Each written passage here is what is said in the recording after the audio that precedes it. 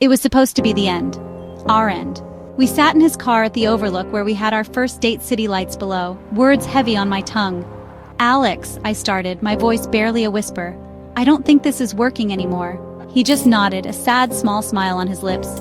No fight, no argument, just acceptance.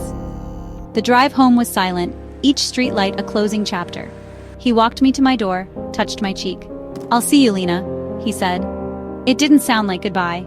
I went inside, leaned against the door, and let the tears fall. I deleted his number, packed away his gifts, tried to convince myself it was a clean break.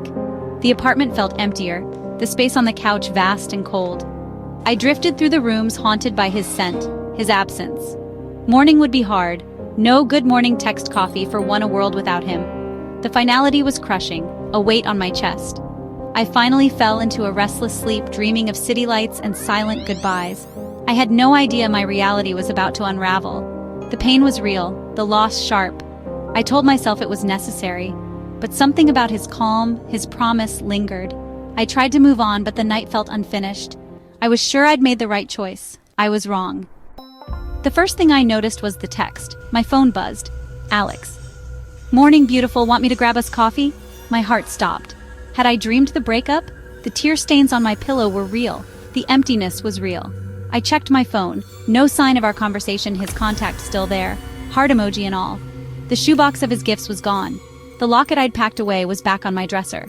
This wasn't possible. I texted, "Didn't we talk last night?" He replied instantly, "We did. You fell asleep watching that weird documentary about fungi. You were so cute."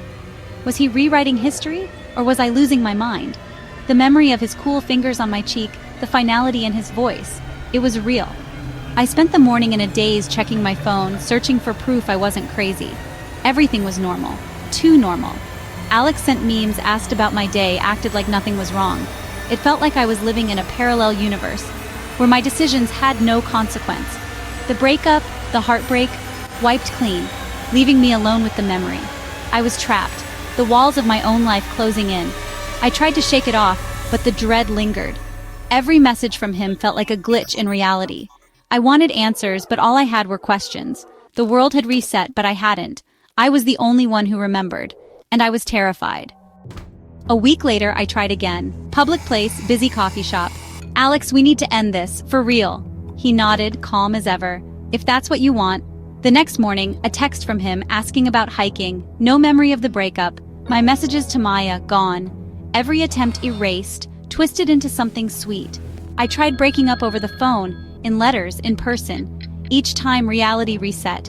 He turned my breakups into love stories. I was caught in a cycle I couldn't break, haunted by the ghost of an ending that never stuck. My reality was flimsy, unreliable. He was becoming a stranger, an enigma. I was losing myself in the loop. I had to talk to someone. I met Maya for lunch, desperate to explain. "I keep breaking up with Alex, but it's like it never happens." She listened, concern in her eyes. "Are you sure you're not just having second thoughts?" Her words felt like a dismissal. Maybe I was losing it. I started keeping a secret journal, hiding it under a floorboard, proof that I wasn't imagining things. Friends saw a perfect couple. I felt like a prisoner in a surreal loop. Their whispers followed me. "She seems so stressed lately." I was living a double-life happy girlfriend on the outside, terrified prisoner inside. The loneliness was unbearable. I questioned my own sanity, but I couldn't let it go. After weeks, frustration turned to dark humor. If I was stuck in this loop, why not have fun? My breakups became elaborate performances. Grocery store drama, barbershop quartets, Ferris wheel speeches. Each reset, each attempt twisted into romance. Alex never broke character. He was unmovable, unknowable. I watched him closely.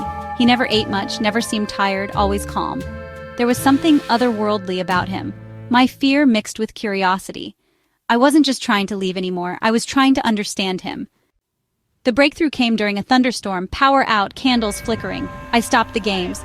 "Alex, who are you? Really?" He watched the candle flame, shadows dancing on his face. "You wouldn't believe me. Try me." He finally met my eyes. "I'm not human, Lena. Not entirely. Think of me as a consumer of energy, of moments, of strong emotions." He fed on the energy of love and heartbreak. Our cycle was his perfect meal. My love sustained him, my heartbreak made him strong. He wasn't resetting our relationship out of love, but to keep his food source. I should have run, but I was captivated. The erased memories, his calm, the world rearranging itself, it all made sense. He was a force of nature, an ancient creature of want and need. And he had chosen me.